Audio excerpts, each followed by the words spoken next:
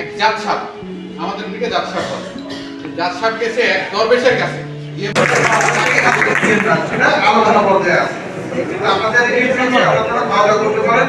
একটা মস্ত বড় সুযোগ, মানে জাতিকে একটি মানে সুষ্ঠু সুন্দর নিরপেক্ষ নির্বাচন উপহার দেওয়ার যে সুযোগ, এই সুযোগের কারিগর হচ্ছেন আপনারা। একটা পরিপত্র জারি করা হয়েছে।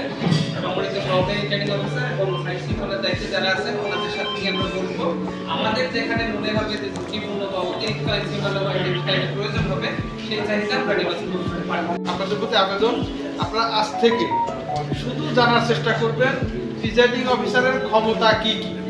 আগামী 12 ফেব্রুয়ারি আমাদের জাতীয় সংসদ নির্বাচন, আপনাদের আজকের সবগুলো আলোচনা জানতে পারলাম একটি সুষ্ঠু এবং সুন্দরভাবে নির্বাচন যে ভোট কেন্দ্রে কারা কতদূর পর্যন্ত পৌঁছতে পারে এবং সেক্ষেত্রে তার দায়িত্ব।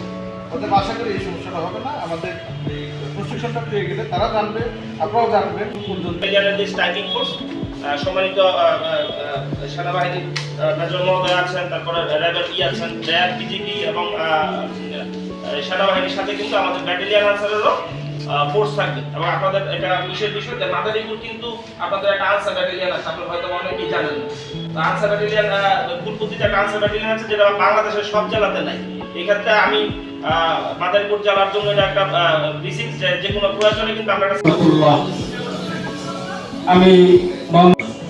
আমি মোহাম্মদ আলী হুসাইন, হেক্টর রাবি, মির্জা সিনিয়র।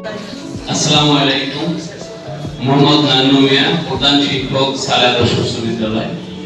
তারা শুনে দেখি মতামত দরকার। ধন্যবাদ সবাইকে। যাতে কেউ এসে বলতে না পারে যে ব্যালট পেপার অর্ধেক দিয়ে দাও।